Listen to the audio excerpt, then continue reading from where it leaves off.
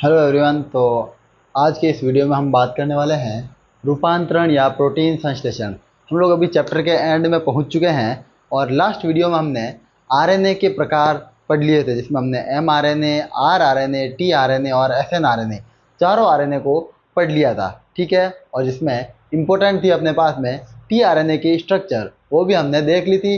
उसमें दो सिरे होते थे, प्रकूट सिरा और प्रति प्रकूट सिरा, वो सब हमने देख लिया था। अब अपन स्टार्ट करने जा रहे हैं रूपांतरण या प्रोटीन संश्लेषण से। तो देखिए क्या होता है रूपांतरण और प्रोटीन संश्लेषण।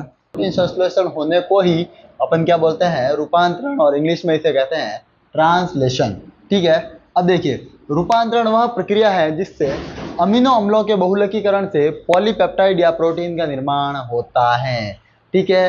तो क्या होगा रूपांतरण में, अमीनो अम्लों का बहुलकीकरण होगा, यानी कि बहुत सारे अमीनो अम्ल आकर एक साथ जुड़ेंगे और उससे क्या बन जाएगा, पॉलीपेप्टाइड या प्रोटीन। ये पॉलीपेप्टाइड वर्ड मैंने इसीलिए लिखा है, हो सकता है आपको ऑप्शन मिले अमीनो अम्लों के बहुलकीकरण से बनता है, ऑप्शन में प्रोटीन ना होके पॉलीपेप्टाइड लिख दे, तो अपने को इसका भी पता होना चाहिए। तो क्या आंसर हो जाएगा, पॉलीपेप्टाइड। ठीक है। अब तो अमीनो अम्लों के बहुलकीकरण से किसका निर्माण होता है भाई, पॉलीपेप्टाइड या प्रोटीन का। इसी को अपन क्या कहते हैं, रूपांतरण। क्या कहते हैं इसी को, रूपांतरण। ठीक है। अब नेक्स्ट, रूपांतरण के भी कितने स्टेप्स हैं, तीन तीन चरण होते हैं। लेकिन तीन चरणों को पढ़ने से पहले अपन एक नोट पढ़ेंगे कि प्रोटीन संश्लेषण शुरू होने से पहले क्या होता है, अमीनो अम्लों का सक्रियण, यानी कि अमीनो अम्ल है वो पहले सक्रिय होंगे। ठीक है।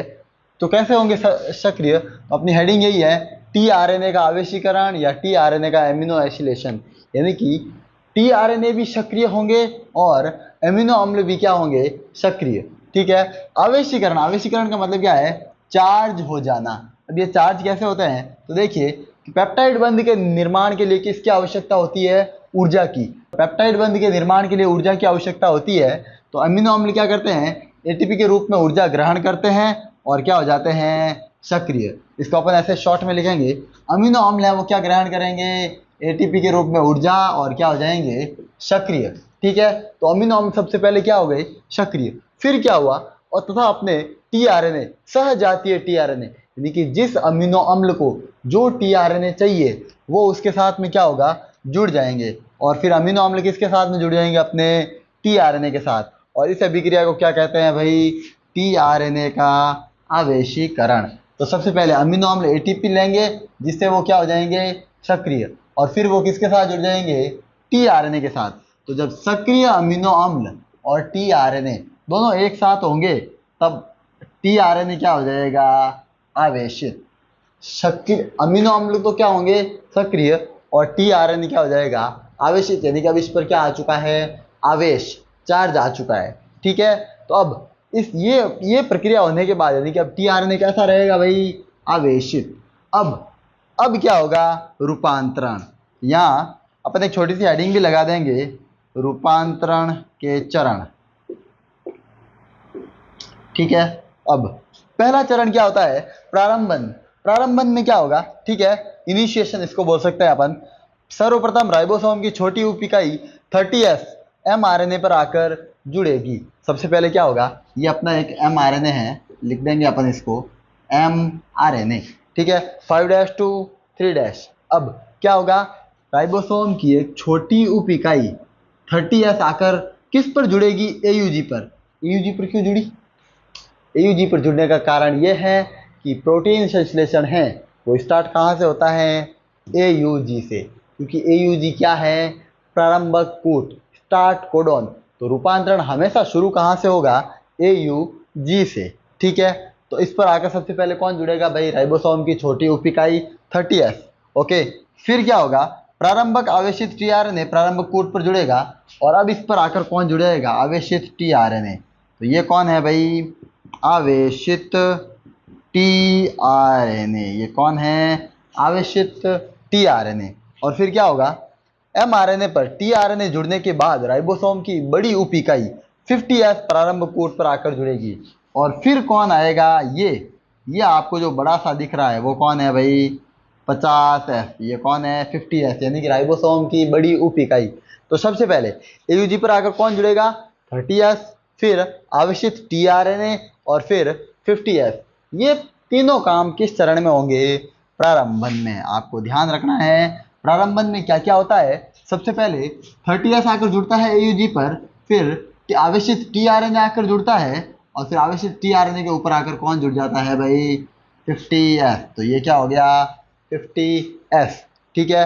अब आएगा इसका दूसरा चरण, ठीक है, जिसका नाम है दीर्घीकरण। अब रूपांतरण के दूसरे चरण में क्या होगा? अब देखिए, अब जो ये है, पहले तो AUG पर आकर 30S जुड़ा, ठीक है। 30S आने के बाद में क्या आया हम जानते हैं, टीआरएनए, और फिर टीआरएनए के बाद में ऊपर कौन आ जाता है? 50S rRNA, ठीक है। अगर ये आ गए तो ये तो हुआ प्रारंभन चरण, लेकिन अब आगे क्या होगा दूसरे चरण में? इस चरण में अगला आवेशित टीआरएनए आकर जुड़ जाएगा। अब क्या होगा? दूसरा जो टीआरएनए है वो भी आकर जुड़ जाएगा, ठीक है। और फिर क्या होगा? अर्थात अनेक टीआरएनए आकर जुड़ जाते हैं, फिर ऐसे धीरे इस पर, फिर इस पर, इन सब पर धीरे धीरे कौन आकर जुड़ते जाएंगे? टीआरएनए। और हम जानते हैं अलग अलग कोडॉन के लिए अलग अलग टीआरएनए होते हैं। केवल 3 कोडॉन होते हैं जिनके लिए कोई टीआरएनए नहीं होता, और वो कौन से होते हैं? स्टॉप कोडॉन, ये तीनों उल्लू, ठीक है। हाँ, तो क्या होगा? और इस चरण में पेप्टाइड बंध का निर्माण होता है। अब 2 टीआरएनए के बीच यहाँ पर तो mRNA पर कौन से बंध बन जाएंगे? पेप्टाइड बंध। तो ये कौन सा बंध है भाई? पेप्टाइड बंध। वेरी इंपॉर्टेंट है, इसीलिए मैं दीर्घीकरण को इंपॉर्टेंट बोलूँगा, क्योंकि इस चरण में क्या हो रहा है? पेप्टाइड बंध। अगर आपको सवाल मिला कि पेप्टाइड बंध का निर्माण रूपांतरण के किस चरण में होता है, तो अपना आंसर क्या हो जाएगा? दीर्घीकरण। हाँ, इंग्लिश में इसको बोलते हैं एलोंगेशन। क्या बोलते हैं इसको? एलोंगेशन। ओके, ठीक है। अब इसमें क्या हो गया? पेप्टाइड बंध का निर्माण, और वो किसके द्वारा किया जाता है?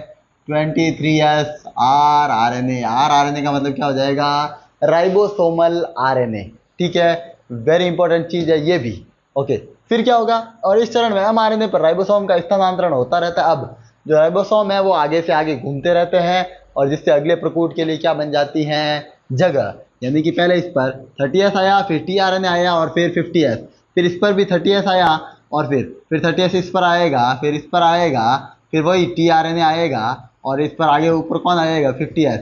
वही, तो ये क्रम है वो चलता रहेगा। यानी कि इसमें क्या होगा? दीर्घीकरण, यानी कि ये जो साइकिल है वो आगे से आगे बढ़ेगी, इसीलिए इस चरण को क्या नाम दिया जाता है?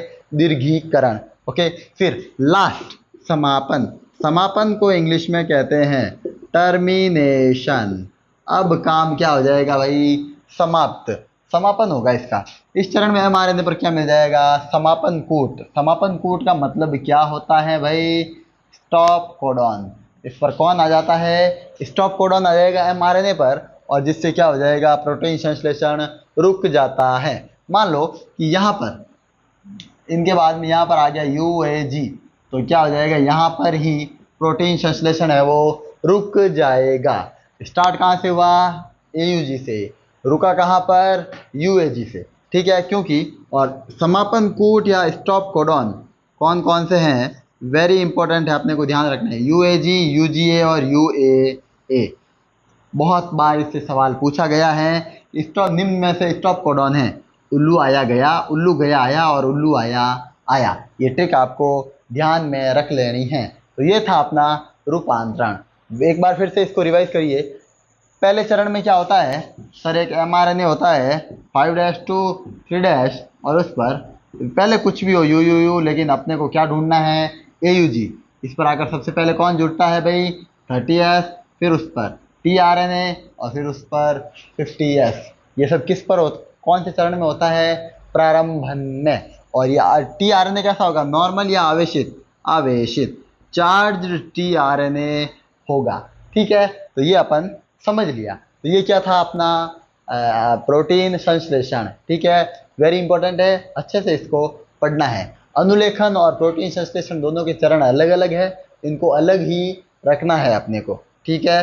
अब अपने पास में एक और हेडिंग आती है UTR। क्या हेडिंग आती है? UTR, यानी कि अनट्रांसलेटेड रीजन्स। अनट्रांसलेटेड रीजन्स, यानी कि अरूपांतरित या अस्थानांतरित स्थल। हाँ, अब यूटीआर क्या है? यूटीआर इंपॉर्टेंट है, पूछा जाता है एग्जाम में अक्सर। देखिए, ये मेरे पास में कोई mRNA है 5' to 3', ठीक है, और इस पर अब मैं सीक्वेंस बनाता हूँ कोडॉन्स का, U U U, U C G, U G U, U C G, A U G, ठीक है, U U U, U C G, U A जी,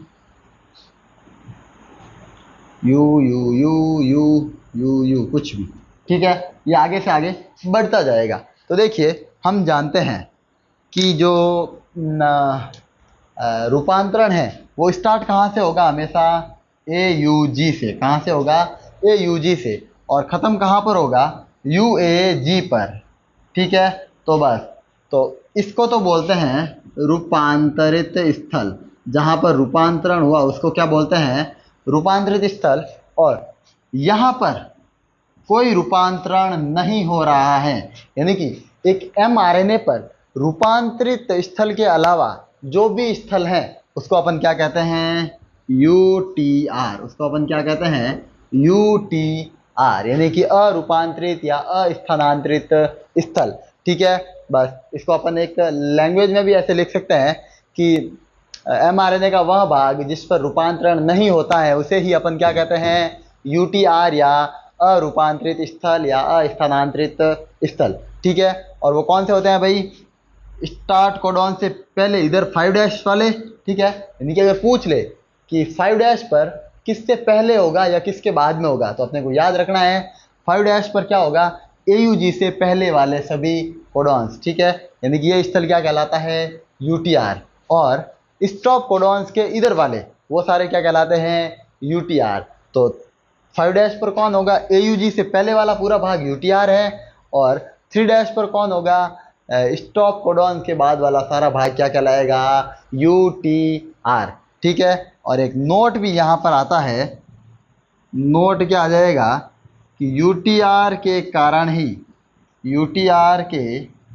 ही रूपांतरण अधिक दक्षता से होता है। यानी कि इसकी एफिशिएंसी क्या हो जाती है? बढ़ जाती है और एकदम कंप्लीट होता है और अच्छा होता है, ठीक है। किसके कारण? यूटीआर के कारण। तो आज हमने जाना कि यूटीआर क्या होता है, ठीक है। समझ में आया आपको? यूटीआर क्या हो जाएगा? स्टार्ट कोडॉन और स्टॉप कोडॉन्स के साइड वाला पूरा भाग, ठीक है, जिसका स्थानांतरण या रूपांतरण नहीं होता है उसे ही अपन क्या कहते हैं? UTR।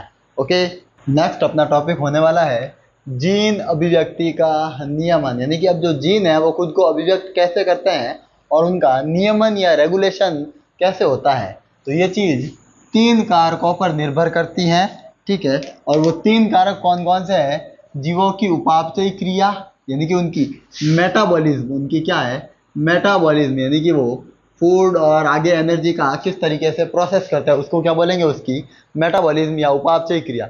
जीवों की शारीरिकी या कार्यकी, जीवों की शारीरिकी और कार्यकी भी कैसी है उस पर भी डिपेंड करेगा। और तीसरा होता है एनवायरमेंटल फैक्टर्स या पर्यावरणीय कारक। तो ये 3 चीज़ों पर कौन डिपेंड करता है भाई? जीन अभिव्यक्ति का नियमन, ठीक है। अब यूकैरियोटिक में जीन अभिव्यक्ति का नियमन है वो कैसे होता है? तो वो कितने, तो इसको अपन ऐसे लिख देंगे, यूकैरियोटिक में जीन अभिव्यक्ति का नियमन निम्नलिखित स्तरों पर होता है। तो वो कि कौन कौन से स्तर है भाई? अनुलेखन स्तर पर, यानी कि जब अनुलेखन का स्तर आएगा, अनुलेखन होगा, तब भी जीन खुद को अभिव्यक्त करेंगे।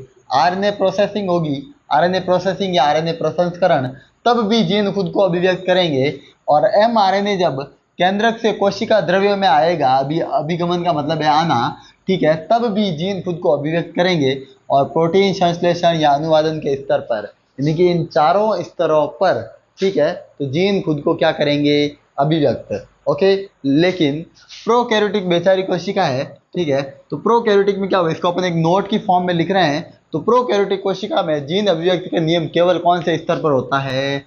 अनुलेखन के स्तर पर। केवल कौन से स्तर पर होता है?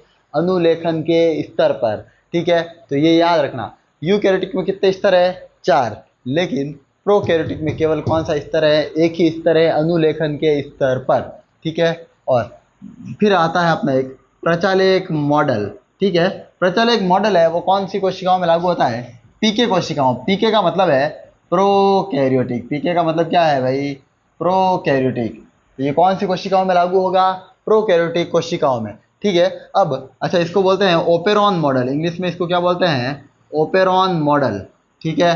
ओके, अब प्रचालक या ओपेरॉन होता क्या है, तो प्रचालक होता है जीनों का समूह, और जो क्या करते हैं, समान उपापचयी प्रक्रियाएं और दर्शाते हैं, ठीक है। और उनका नियमन भी यानी रेगुलेशन भी कैसा होता है, समान। तो अगर प्रचालक की परिभाषा पूछे तो क्या है कि प्रचालक जीनों का वह समूह होता है जो समान उपापचयी क्रियाएं दर्शाते हैं, ठीक है। वो क्या हो जाएगा अपना प्रचालक। अब प्रोकैरियोटिक में कौन सा प्रचालक होता है, ठीक है, लैक प्रचालक। कौन सा होता है, लैक प्रचालक। अब लैक प्रचालक क्या होता है भाई, तो लैक प्रचालक 3 संरचनात्मक जीनों और एक नियामक जीन से मिलकर बना होता है, ठीक है। तो 3 तो उसमें क्या होगी, संरचनात्मक जीन, और एक क्या होगी, नियामक जीन। नियामक जीन कौन सी है, आई जीन, ठीक है। आई का मतलब है रेगुलेटर या नियामक, ठीक है। अब 3 संरचनात्मक जीन कौन सी है, लैक जेड, लैक वाई और लैक ए। ध्यान रखना, आपको सवाल ये भी पूछ सकता है कि लैक प्रचालक में संरचनात्मक जीनों के नाम लिखिए, तो क्या हो जाएगा, लैक जेड, लैक वाई और लैक ए, ठीक है। अब लैक जेड है वो किसको कोडित करती है, लैक जे क्या करेगी, कोडित करती है। आपको इस एरो के ऊपर ऐसे लिख देना है, कोडित करती हैं, कोडित करती हैं, कोडित करती हैं, ठीक है। हाँ, तो लैक जेड किसको कोडित करती है भाई, बीटा गैलेक्टोसाइडेज को। लैक जेड किसको कोडित करती है, बीटा गैलेक्टोसाइडेज को। और ये एंजाइम क्या काम करता है भाई, लैक्टोज को तोड़ता है, किसमें, ग्लूकोज और गैलेक्टोज में। ये लैक्टोज को किसमें तोड़ देता है, ग्लूकोज और गैलेक्टोज में। कौन, बीटा गैलेक्टोसाइडेज, ठीक है। और ये इसको मतलब कौन सी संरचनात्मक जीन कोडित करेगी, लैक जेड। तो जेड से याद रखना है, जेड किसको कोडित करेगी, बीटा गैलेक्टोसाइडेज को, और ये लैक्टोज को आगे किस में तोड़ेगा, ग्लूकोज और गैलेक्टोज में। फिर आती है लैक वाई। लैक वाई कौन से जो एंजाइम को कोडित करती है, परमिएज। एक एंजाइम होता है परमिएज। अब ये परमिएज क्या काम करता है, ये लैक्टोज जो है उसको किस में लाता है, जीवाणु कोशिका में। ये लैक्टोज को किस में लाता है, जीवाणु कोशिका में। फिर लास्ट में आती है लैक ए जीन, और वो कौन से एंजाइम को कोडित करती है, ट्रांस एसिटिलेज। कौन से एंजाइम को कोडित करती है, ट्रांस एसिटिलेज, ओके। और ये क्या करता है भाई, जहरीले पदार्थ यानी कि जो टॉक्सिक सब्सटेंस होते हैं, टॉक्सिक पदार्थ या जहरीले पदार्थ होते हैं, उनको कोशिका से बाहर निकालता है। तो बस यही 3 संरचनात्मक जीन है, लैक जेड, लैक वाई और लैक ए। याद करना है इसको, ठीक है। तो और ये क्या करेगा, तो लैक जेड तो कोडित करता है बीटा गैलेक्टोसाइडेज को, लैक वाई कोडित करता है परमिएज को, और लैक ए करता है ट्रांस एसिटिलेज को, ठीक है। और बीटा गैलेक्टोसाइडेज क्या करता है, लैक्टोज को तोड़ता है किसमें, ग्लूकोज और गैलेक्टोज में। परमिएज क्या करता है, लैक्टोज को लाता है किसमें, जीवाणु कोशिका में। और एंड में ट्रांस एसिटिलेज क्या करता है भाई, जहरीले पदार्थों को कोशिका से बाहर निकालने का कार्य करता है। तो ये है अपने 3 संरचनात्मक जीन। और फिर आई जीन का मतलब क्या हो जाएगा, रेगुलेटर। तो अगर अपन आगे पढ़ेंगे, प्रमोटर, ऑपरेटर और रेगुलेटर। तो पी का मतलब क्या होता है, प्रमोटर। पी का मतलब क्या होता है, प्रमोटर। ओ का मतलब क्या होता है, ऑपरेटर। ओ का मतलब क्या है, ऑपरेटर। आई नहीं आएगा, ओ आएगा। और एंड में आई का मतलब क्या हो जाएगा, रेगुलेटर। बस अब अपन इसके 2 केस देखने वाले हैं। प्रचलित मॉडल के 2 केस होते हैं, ठीक है। क्या कि एक तो जब आई जीन या रेगुलेटर जीन जब एब्सेंट होगा, और दूसरा जब आई जीन है वो प्रेजेंट होगा। तो जब आई जीन जब प्रेजेंट होगा और एब्सेंट होगा, तब ये तीनों संरचनात्मक जीन कैसे काम करेगी और कोशिका का क्या हाल होगा, वो अपन अब आगे देखने वाले हैं। तो अब अपन आगे इसके प्रचलित मॉडल के दोनों केस को पढ़ेंगे, ठीक है। अब नेक्स्ट जो लैक प्रचालक है, तो लैक प्रचालक के 2 केस बनते हैं। एक तो जब आई जीन अनुपस्थित होगा, और एक जब आई जीन क्या होगा, प्रेजेंट या उपस्थित। अब देखिए आई जीन से क्या फर्क पड़ता है, क्यों आई जीन इंपॉर्टेंट है। तो देखिए आई जीन काम क्या करता है, आई जीन है वो रिप्रेसर प्रोटीन का कूट लेखन करती है। आई जीन क्या करती है, रिप्रेसर प्रोटीन का कूट लेखन, और जिससे यह रिप्रेसर को ऑपरेटर से बनने से रोक देती है। यानी कि रिप्रेसर अब रिप्रेस हो जाएगा, यानी कि रुक जाएगा। अब रिप्रेसर कोई काम नहीं करेगा और वो ऑपरेटर से नहीं जुड़ेगा। कब, जब आई जीन होती है। तो अब इस केस में क्या होगा, तो केस फर्स्ट में अगर हम पढ़ते हैं, इसमें आई जीन अनुपस्थित है तो रिप्रेसर प्रोटीन का कूट लेखन नहीं होता है। भाई जब आई जीन ही नहीं है तो रिप्रेसर का कूट लेखन कौन करेगा, कोई नहीं, ठीक है। और तथा रिप्रेसर ऑपरेटर के साथ में जुड़ जाता है। अब ये जो रिप्रेसर प्रोटीन है, आई जीन जब अनुपस्थित है तो रिप्रेसर प्रोटीन किसके साथ में जुड़ जाएगा, ऑपरेटर के साथ में। और जब रिप्रेसर ऑपरेटर के साथ में जुड़ जाएगा तो जो आरएनए पॉलीमरेज है वो आकर यहाँ पर जुड़ना था। कौन जुड़ना था, आरएनए पॉलीमरेज। अब जब रिप्रेसर यहाँ पहले जुड़ चुका है तो यहाँ पर आरएनए पॉलीमरेज नहीं जुड़ पाएगा। तो आरएनए पॉलीमरेज है वो शुरुआती कारक के साथ में नहीं जुड़ पाता है पी के साथ, और तथा इन तीनों संरचनात्मक जीनों का अनुलेखन और अनुवादन नहीं होता है, इसलिए इसमें कोई भी प्रोटीन संश्लेषण भी नहीं होता है। ये तीनों क्या है भाई, संरचनात्मक जीन। ये तीनों क्या है, संरचनात्मक जीन। तो जब आई जीन एब्सेंट है तो क्या होगा, रिप्रेसर है वो किसके साथ जुड़ जाता है, ऑपरेटर के साथ में, और जिस कारण आरएनए पॉलीमरेज नहीं जुड़ पाता है और इन तीनों का नो अनुलेखन और नो ही अनुवादन, यानी कि ना तो इनका अनुलेखन होगा और ना इनका अनुवादन, ठीक है। और इसमें अपन एक लिख सकते हैं कि लैक प्रचालक के इस नियमन को, लैक प्रचालक के इस नियमन को ऋणात्मक नियमन कहते हैं। ऋणात्मक नियमन यानी कि नेगेटिव रेगुलेशन, ऋणात्मक नियमन कहते हैं, ठीक है। तो इसमें क्या होगा, कोई अनुलेखन कोई अनुवादन नहीं होगा। फिर जब बात करते हैं केस सेकंड की, जब आई जीन प्रेजेंट हो। अब देखिए आई जीन अब प्रेजेंट है, आई जीन क्या है, प्रेजेंट। तो अब ये रिप्रेसर का क्या कर देगी, सीधा सीधा कूट लेखन। रिप्रेसर का क्या कर देगी, कूट लेखन। और फिर ये है जो ऑपरेटर के साथ में नहीं जुड़ेगा। अब रिप्रेसर है वो शांत बैठ जाएगा, इसको आई जीन मिला, इसका कूट लेखन हो गया, अब ये शांत बैठ जाएगा। तो क्या होगा भाई, आरएनए पॉलीमरेज आके जुड़ जाएगा। आरएनए पॉलीमरेज आकर किसके साथ में जुड़ जाएगा, पी के साथ में, शुरुआती कारक के साथ में। ये देखो लिखा हुआ आपने, अतः आरएनए पॉलीमरेज शुरुआती कारक से जुड़ जाता है और इन तीनों संरचनात्मक जीनों का अनुलेखन और अनुवादन, अनुलेखन भी होगा और अनुवादन भी होगा, यानी कि इसमें अनुलेखन और अनुवादन दोनों ही हो जाएंगे। तो इसको मैं लिख सकता हूँ कि लैक प्रचालक के इस नियमन को धनात्मक नियमन कहते हैं। क्या कहते हैं इसको, धनात्मक नियमन। आई होप आपको ये लैक प्रचालक पूरा समझ में आ गया होगा, ठीक है। इसमें क्या होगा, आई जीन एब्सेंट, तो आई जीन रिप्रेसर का कूट लेखन नहीं करेगी, तो रिप्रेसर बदमाश है, वो आके ऑपरेटर से जुड़ जाएगा, तो बेचारा आरएनए पॉलीमरेज नहीं जुड़ पाएगा, और जिससे इन तीनों संरचनात्मक जीनों का ना ही अनुलेखन होगा और ना ही अनुवादन। लेकिन दूसरे केस में जब आई जीन उपस्थित होगा तो ये रिप्रेसर प्रोटीन को रोक के रखेगा, और जिससे आरएनए पॉलीमरेज है वो शुरुआती कारक से जुड़ेगा और इन तीनों संरचनात्मक जीनों का क्या हो जाएगा, अनुलेखन और अनुवादन। इसे बोलते हैं लैक प्रचालक के इस नियमन को धनात्मक नियमन कहते हैं और इस नियमन को ऋणात्मक नियमन कहते हैं। ओके, आई होप आपको ये समझ में आया होगा। Thank you for watching. तो मिलते हैं अपन अपने नेक्स्ट वीडियो में, तब तक के लिए बाय।